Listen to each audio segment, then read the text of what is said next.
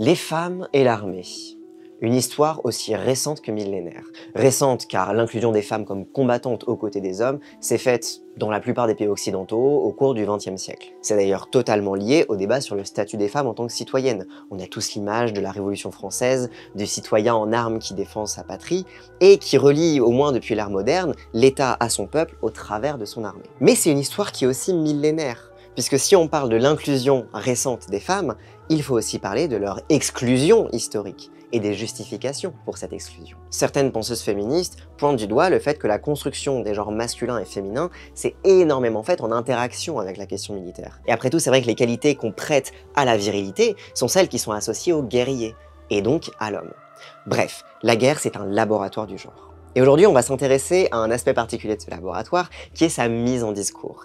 C'est-à-dire, aujourd'hui, on va s'intéresser à la propagande de guerre. Mais avant ça, comme d'habitude, je vais vous raconter une petite histoire.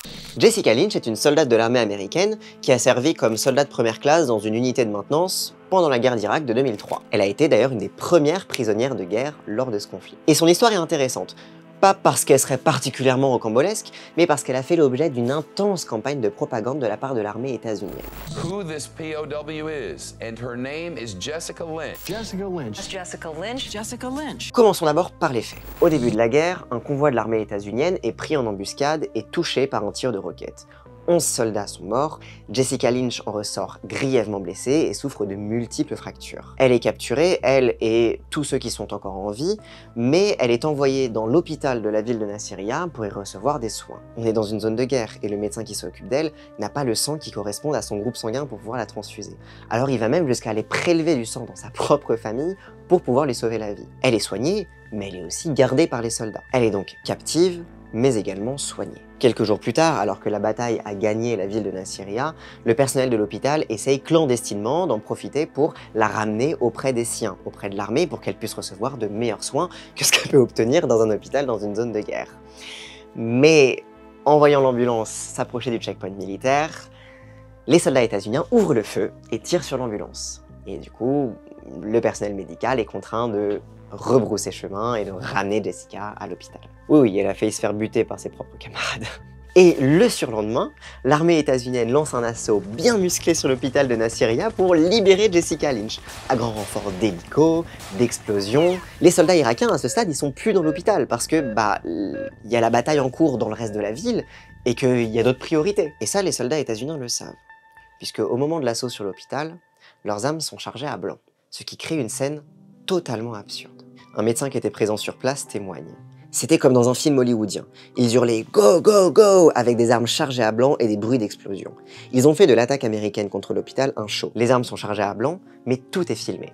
En ce premier mois d'affrontement sur le sol irakien, il y a un enjeu immense. Et les images du sauvetage de Jessica Lynch sont exhibées par l'armée américaine comme la preuve de la bravoure des soldats au combat. It is almost impossible to express how grateful we are to the brave American service members who participated in Jessie's rescue.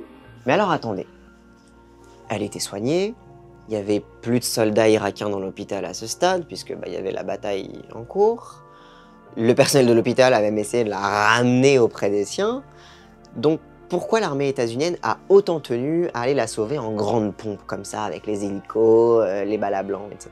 Eh bien parce que, outre-Atlantique, l'histoire de Jessica Lynch n'était pas exactement racontée de la même façon. Jessica Lynch, the hometown girl and soldier. People ask, were you a hero in that moment?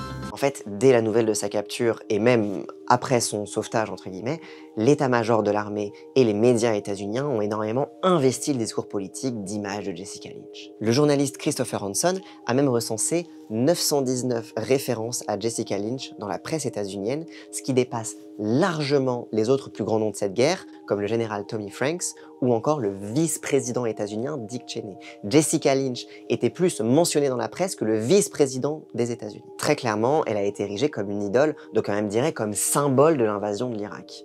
Et il faut se remettre dans le contexte. À ce moment-là, c'est une guerre qui est très impopulaire dans l'opinion publique. Il faut la justifier politiquement. Et donc, la justifier émotionnellement. Les articles vont donc souligner son très jeune âge. C'est vrai qu'elle a 19 ans. Ils vont parler de sa petite stature, de ses cheveux blonds, de ses yeux bleus. I was just, one of the country girls from a little small town that, no one ever heard of her name before.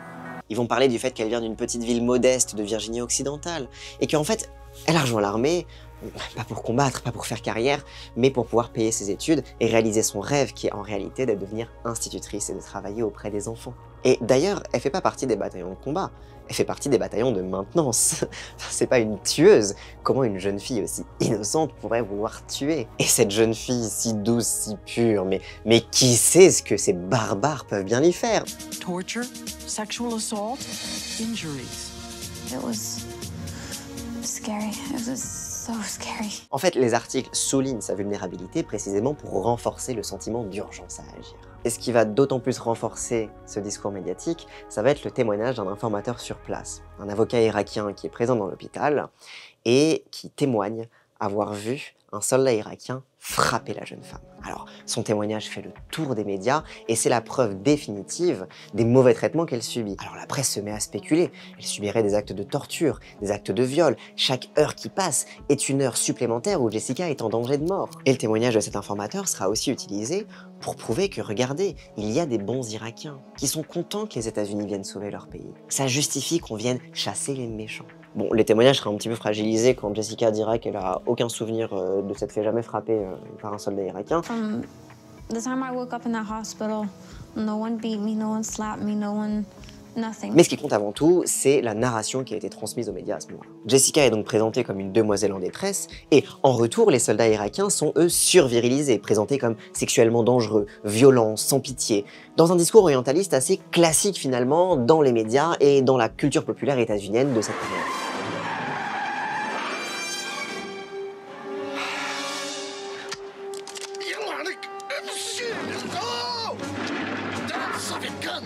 Mais le paradoxe intéressant, c'est que elle a beau être présentée comme une demoiselle en détresse, la presse va quand même lui inventer des instants de bravoure qu'elle aurait eus. She shot until she ran out of ammunition, shot several Iraqi soldiers, even though she herself had been wounded. Après son sauvetage, la presse et les médecins de l'armée états-unienne vont lui inventer des blessures par balle et des blessures de couteau qu'elle n'a jamais eues. L'histoire de l'embuscade est donc légèrement modifiée.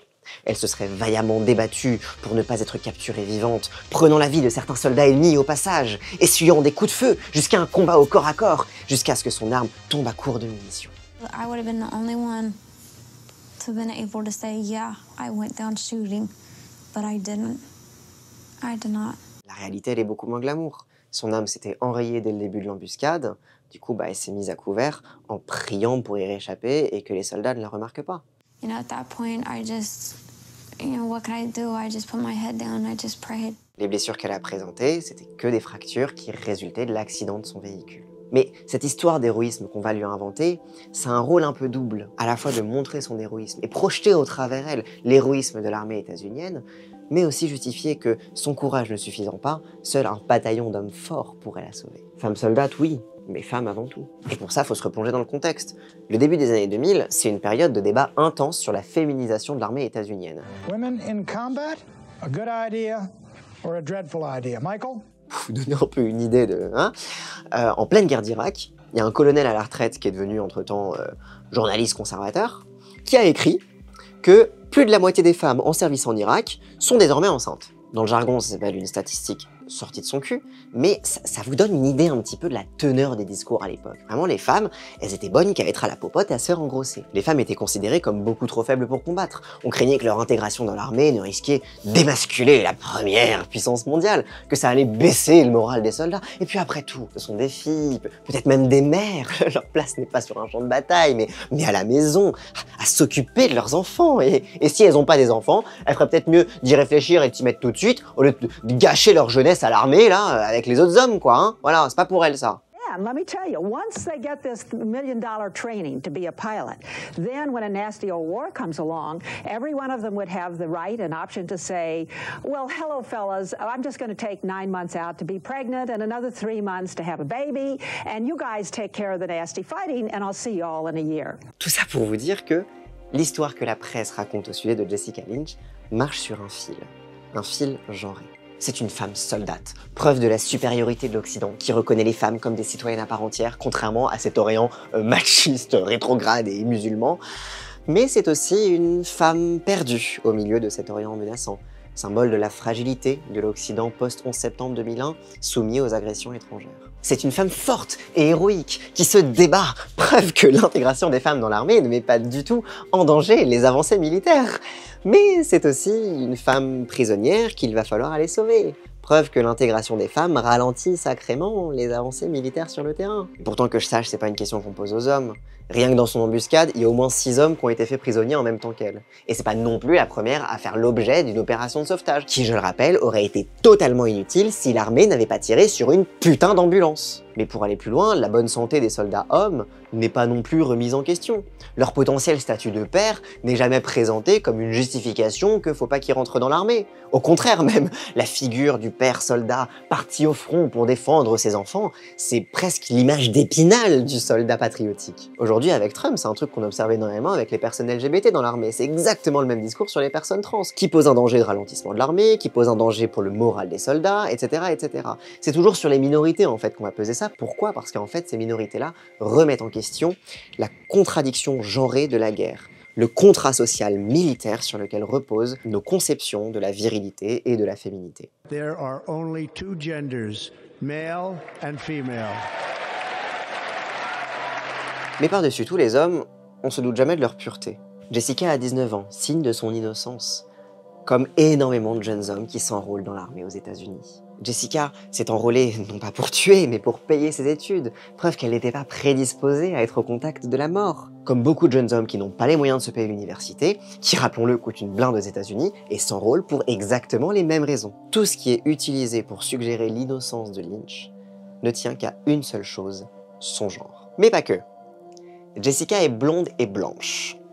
Ça n'a pas l'air spectaculaire dit comme ça, mais lors de l'embuscade qui a mené à sa captivité, une autre femme a été faite prisonnière en même temps. Une femme noire qui s'appelle Shoshana Johnson. Elle n'est pas devenue un symbole national. On peut aussi citer l'exemple d'une autre femme, Lori Piessoir, qui est elle native américaine, et qui non plus n'est pas devenue l'idole qui est devenue Jessica Lynch. L'affaire de Jessica Lynch est d'ailleurs souvent utilisée pour illustrer ce qu'on appelle le syndrome de la femme blanche disparue. C'est un terme inventé par la journaliste Gwenny Phil pour pointer du doigt la fascination que peuvent avoir les médias pour les affaires de femmes blanches en danger ou disparues, qui reçoivent une importante couverture médiatique, là où en comparaison, les cas similaires qui arrivent à des femmes non blanches passent généralement sous les radars de la frénésie journalistique, des podcasts de true crime et des documentaires Netflix. C'est un biais racial, mais aussi un biais genré. Les disparitions d'hommes passent elles aussi largement sous les radars médiatiques, particulièrement s'ils sont noirs. Et qu'à voir les victimes de Jeffrey Dahmer, ou l'affaire des corps retrouvés enterrés derrière une prison, hop, on ne savait pas qui c'était. Bref, l'histoire de Jessica Lynch est une affaire de médias.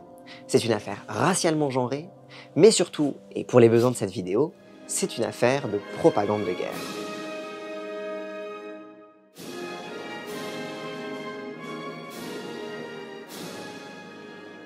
La guerre, c'est mal.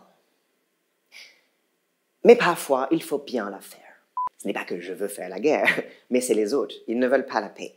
C'est de la légitime défense. Je ne suis pas un fauteur de guerre, mais Saddam Hussein n'a pas respecté l'accord de paix suite à sa défaite en 1991, et on le soupçonne fortement d'avoir des armes de destruction massives. Ce n'est pas par plaisir que je fais ça, mais les rebelles chiites du Yémen ont renversé leur gouvernement qui était avant allié à l'Arabie Saoudite. Et les chiites sont proches de l'Iran, qui, comme chacun le sait, l'Iran est l'ennemi mortel de l'Occident. Ça risquerait de déstabiliser la région. Alors on a simplement rejoint une coalition pour leur offrir un soutien logistique. La guerre est une chose sale et répugnante, mais les attaques du 11 septembre ont été un coup absolument terrible à notre monde libre et à la démocratie. Certes, les terroristes d'Al-Qaïda sont d'Arabie Saoudite, mais leur organisation a des bases d'entraînement en Afghanistan, dont les talibans refusent de nous livrer Ben Laden sans preuve. Certes, au regard du droit international, c'est un petit peu illégal. Mais comment lutter autrement contre le terrorisme, ce mal de siècle qui menace quotidiennement la civilisation occidentale? Le monde entier ne sera pas libre tant que l'Amérique elle-même ne sera pas libérée de cette menace. Il faut simplement cette petite guerre pour protéger la paix. Peace. The world peace. Ok, j'arrête. Le saviez-vous? On commence par les petites définitions. Le saviez-vous? La guerre, c'est illégal. Non mais rigolez pas, hein. C'est écrit dans la Charte des Nations Unies que chaque pays a signé. Regardez, c'est article 2, paragraphe 4, je vais vous le lire.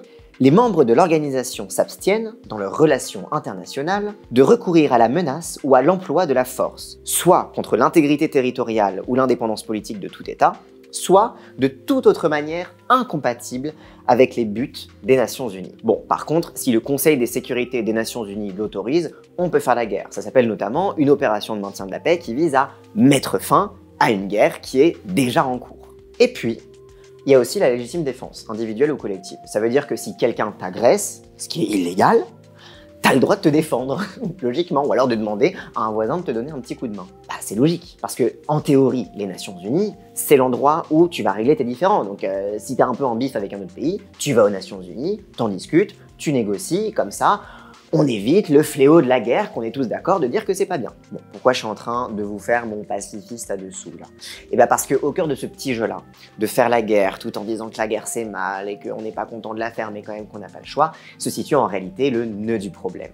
La guerre est une affaire de justification. Et bah oui, personne fait la guerre en disant « je suis méchant, j'aime faire le mal ». Bah non, pas du tout. À chaque fois, il y a une justification morale qui est donnée. Et ça date de l'Antiquité, ça date depuis que les êtres humains se font la guerre. D'ailleurs, en théorie des relations internationales, on a tendance à regrouper ça sous ce qu'on appelle la doctrine de la guerre juste. Bon, selon les auteurs, ça varie, bien évidemment, comme toutes les théories, mais par exemple, selon Thomas d'Aquin, il y a 3 conditions qu'on retrouve en grande partie aujourd'hui. La première condition, c'est auctoritas principis. C'est du latin. En gros, ça veut dire que seul l'État ou la puissance publique est légitime, a le droit de faire la guerre. Sinon, c'est un crime. C'est notamment ce qu'on retrouve dans la distinction entre les armées régulières, qui ont le droit de se défendre, et les groupes dits terroristes, qui sont illégitimes et qu'il faut condamner, parce que de toute façon, le droit ne s'applique même pas à eux de la même façon. Dans la guerre contre Daesh, par exemple, c'est un discours qui est énormément revenu dans le discours public concernant le statut des combattants. Parce que si on les considère comme des soldats, est-ce que ça valide pas un petit peu la prétention de Daesh d'être un État islamique? Mais si on les considère que comme des terroristes, est-ce que c'est pas déjà d'une, passer à côté du phénomène politique, et de deux, est-ce que c'est pas une justification facile pour ne pas leur accorder le statut de prisonnier de guerre, par exemple? Et quid des guerres de décolonisation? Puisque par définition, quand tu te fais coloniser, c'est un État qui te colonise, et du coup tu es une population qui n'a pas d'existence juridique. Donc comment est-ce que tu te rebelles quand par définition la colonisation te nie ta prétention à avoir un État? Est-ce que c'est illégitime d'essayer de se libérer? Bon, à cette question, l'ONU a répondu, c'est la résolution 3103 en 1973, parce que comme la colonisation c'est illégal, c'est censé être un crime contre l'humanité normalement, du coup les populations ont le droit de se défendre et leurs combattants ont le droit d'être considérés et protégés comme des combattants ordinaires. Ça vous rappellera peut-être quelque chose très actuel. Bon, donc ça c'est le premier principe. On voit que le principe est quand même un peu mitigé et modéré et qu'il y a certaines exceptions en fonction des situations, des conditions et des crimes internationaux déjà existants. Cette question du combat anticolonial arrive au deuxième principe, causa justa. Bref, la cause doit être juste. Bon, vous voyez tout de suite le problème. Comment on définit la justice? Qui définit la justice? Selon quel principe? Érigé par qui? Etc. En gros, faut donner une justification à ta guerre qui convainque tout le monde, ou alors qui convainque un membre du Conseil de sécurité des Nations Unies qui pourrait te protéger sous son droit de veto. Ça commence à être très politique tout ça. Mais, c'est sans compter le troisième principe, probablement le plus important de tous, intentio recta. L'intention doit être pure, sans but caché, uniquement dans l'objectif du bien commun. Et la bonne foi, c'est un principe qu'on retrouve beaucoup en droit international. Les traités doivent être signés et interprétés de bonne foi. La loi doit être suivie de bonne foi. Mais pour juger de cette bonne foi, il faut un principe de confiance mutuelle. Or, comment faire confiance à un pays qui a décidé d'employer la manière forte pour arriver à ses fins, tout en sachant qu'il a tout intérêt à maquiller ses intentions pour arriver à ses fins? Mais c'est bien pour ça que tout est affaire de justification, tout est affaire de discours, tout est affaire de politique. Une des justifications qui avait le vent en poupe à l'époque de la guerre contre l'Irak, ça en est même devenu un mème, c'est la démocratie.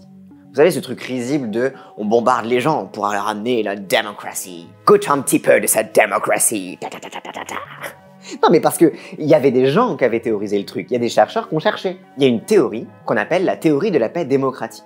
C'est des chercheurs libéraux qui ont cherché et tout, et qui en fait ont trouvé, en croisant les statistiques, que les pays démocratiques ne se faisaient pas la guerre entre eux.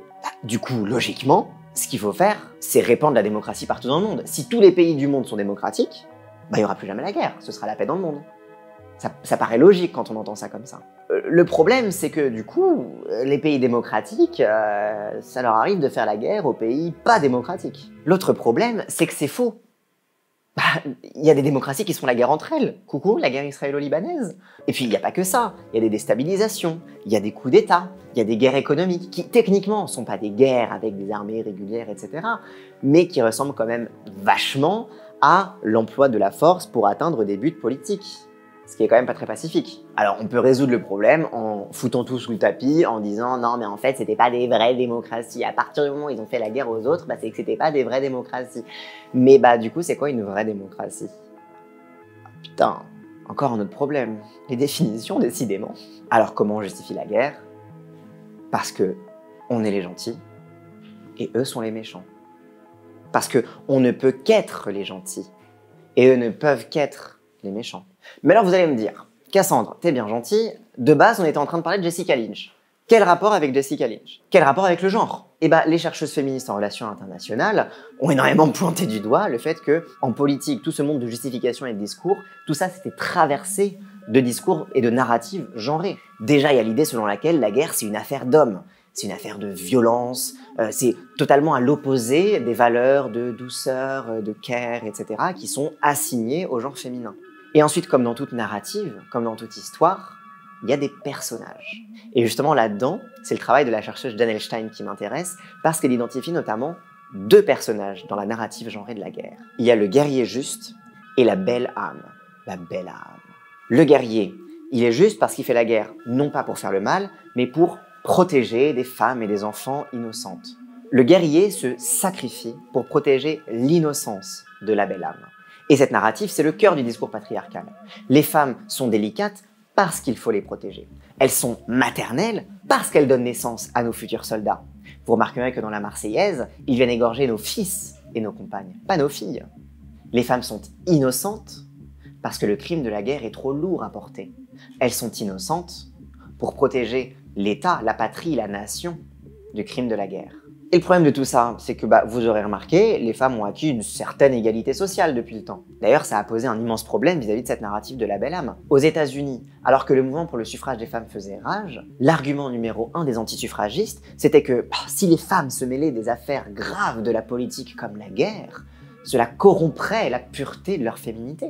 Et c'est pour ça qu'il fallait refuser leur participation en politique. C'est que soit elles perdraient leur pureté, soit leur pureté les perdrait. Et perdrait la nation.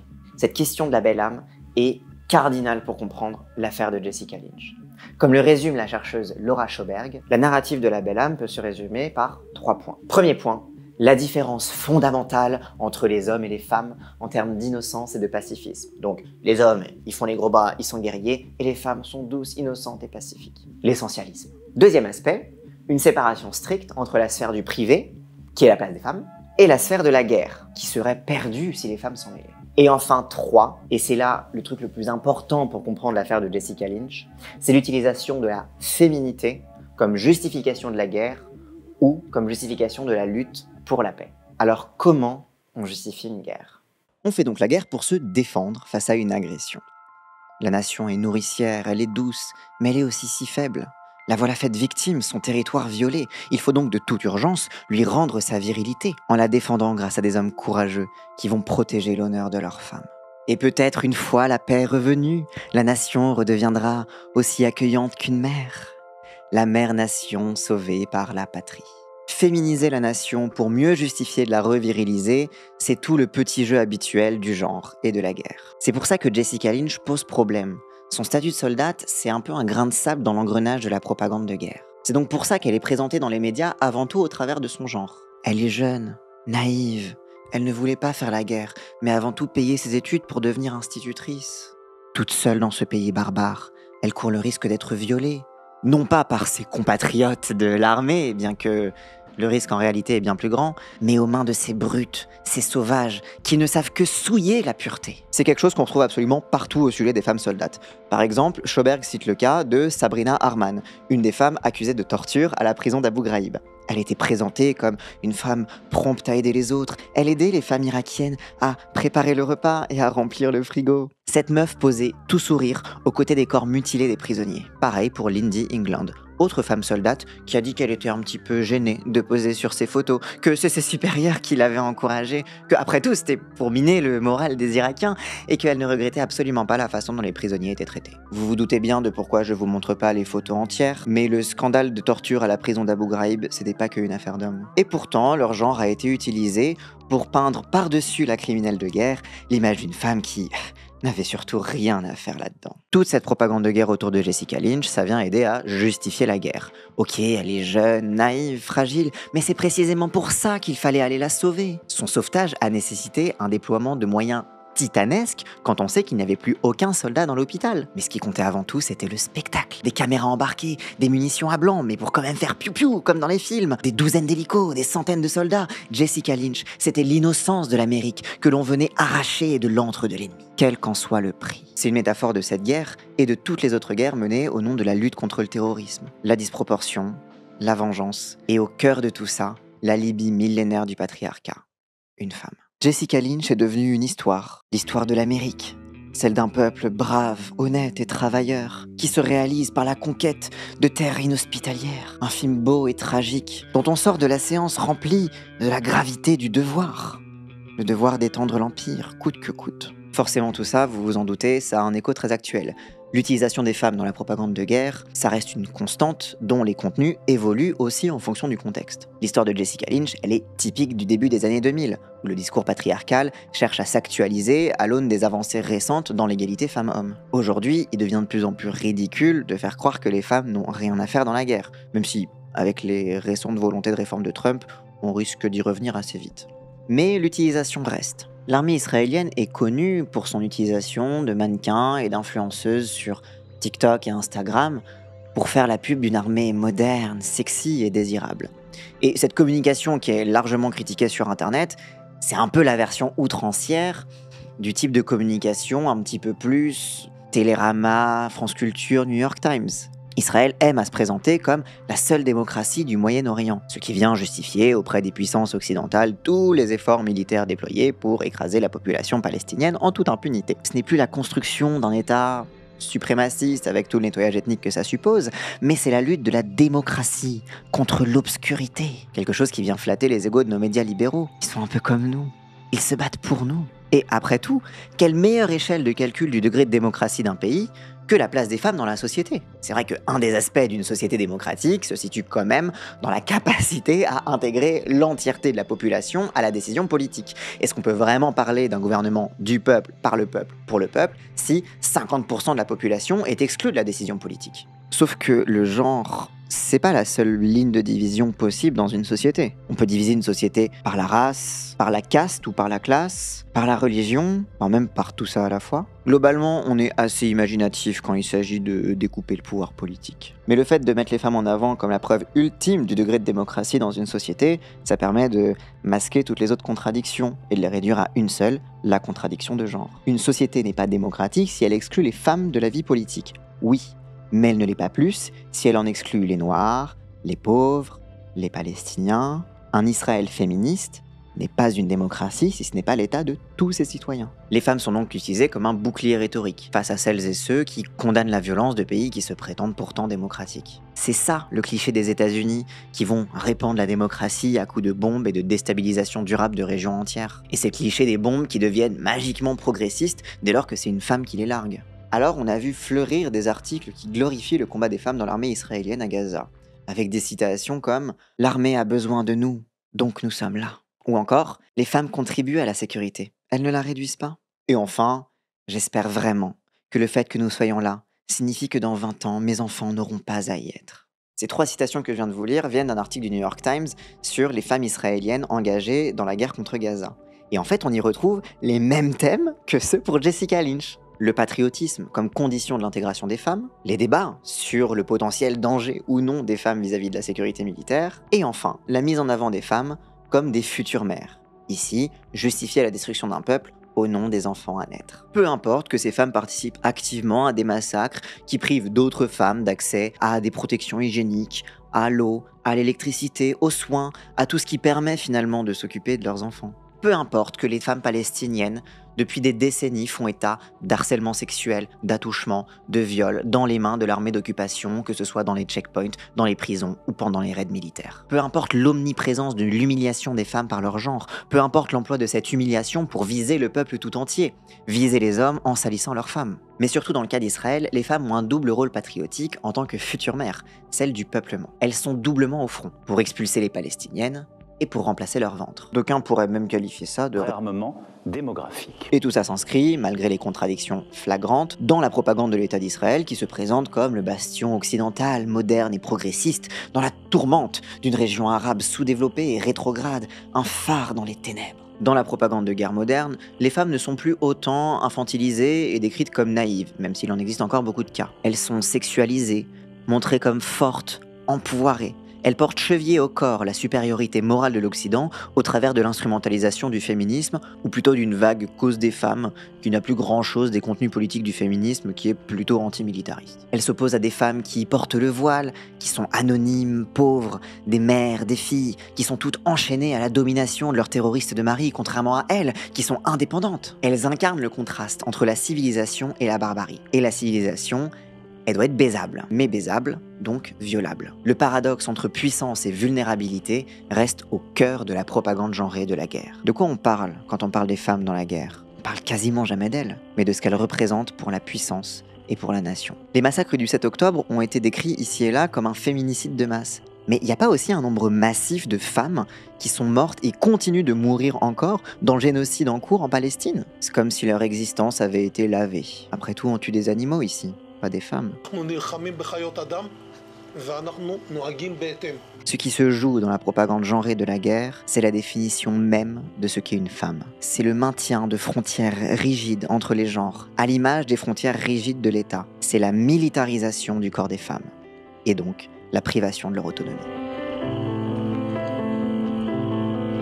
Hop, attendez, j'avais encore un dernier petit truc à vous dire. En écrivant la vidéo, ça m'était venu en tête, mais je savais pas trop où le mettre parce que le but de ma vidéo, c'était surtout de s'interroger sur la question des femmes et sur la construction de la féminité. Mais voilà, je vous mets ça en plus, c'est cadeau, c'est gratuit, et comme ça fait le petit épilogue. Quand je vous parlais de l'utilisation de la féminité comme justification de la lutte pour la paix, c'est un truc qu'on retrouve beaucoup dans l'expression « les femmes et les enfants », « women and children », pour désigner les cibles prioritaires à protéger en temps de guerre. Donc la seule apparition des hommes en tant que population à protéger, c'est au nom de leur statut d'enfant. Autrement dit, seules les filles deviennent des femmes.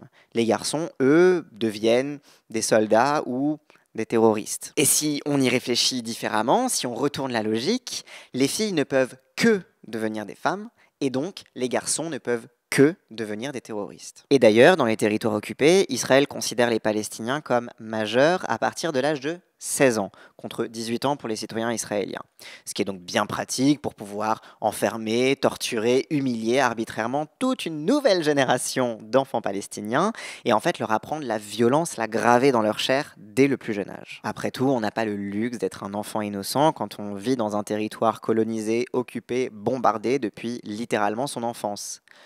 Mais du coup, ça signifie aussi que on n'a pas le droit d'être considéré comme innocent quand on est un homme palestinien. Et ça, c'est capital pour comprendre l'entièreté de la dimension du genre. J'ai beaucoup parlé de la question des femmes dans cette vidéo, mais par exemple, quand la propagande occidentale désigne les femmes comme terrorisées et enchaînées par leurs terroristes de mari, eh bien, c'est une façon quelque part, d'appliquer la grille de lecture du terrorisme à celle du genre. C'est-à-dire que les hommes ne peuvent pas et ne doivent pas être innocents, puisque, quoi qu'il arrive, ce seront des terroristes, soit parce qu'ils posent des bombes, soit parce que leurs femmes sont voilées. Rien que dans le traitement médiatique de tout ce qui s'est passé à Gaza après le 7 octobre, le peu d'appels au cessez-le-feu qui était permis quand il ne fallait pas surtout condamner le Hamas, etc., c'était justement d'appeler au cessez-le-feu au nom, justement, des femmes et des enfants qui souffraient des bombardements.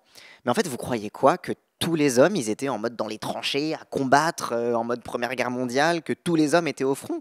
Non, c'est absurde, c'était pas le cas. Même dans le décompte des morts, on a beaucoup pointé du doigt, et a raison, le fait qu'il y avait un nombre démesuré de femmes et d'enfants parmi les victimes civiles. Mais est-ce que c'est pas aussi un peu lié au fait que les hommes sont considérés par défaut comme des cibles militaires légitimes et donc pas comptés parmi les innocents qui meurent? Et cela uniquement en vertu de leur genre. Oui, les hommes aussi sont des civils. Et tout ça, ça participe à la déshumanisation générale du peuple palestinien. Puisque pour être palestinien et avoir droit à un semblant de présomption d'innocence, il faut être un enfant ou une femme, c'est-à-dire littéralement infantilisée ou réduite à un rôle domestique et passif. Oui, parce que, rappel, les femmes aussi peuvent être des terroristes, des combattantes, etc. C'est pas réservé qu'aux armées occidentales. Donc c'est avec cette réflexion que je voulais vous laisser. Le genre, c'est une construction réciproque. Tout ce que je vous ai décrit sur l'utilisation des femmes dans la propagande de guerre repose aussi en partie sur la déshumanisation des hommes et la déshumanisation de la masculinité, ou plutôt l'utilisation de la masculinité comme outil de déshumanisation. Du coup voilà, je vous laisse avec ça. Merci beaucoup d'être resté jusqu'au bout et d'avoir suivi cette vidéo. Je vous laisse une petite bibliographie en description si vous voulez creuser certains articles, certains sujets que j'ai traités. Et sur ce, on se retrouve la prochaine fois, j'espère plus prochainement, pour une autre vidéo et un autre format long comme ça. Voilà. Salut. Donnez sur Tipeee.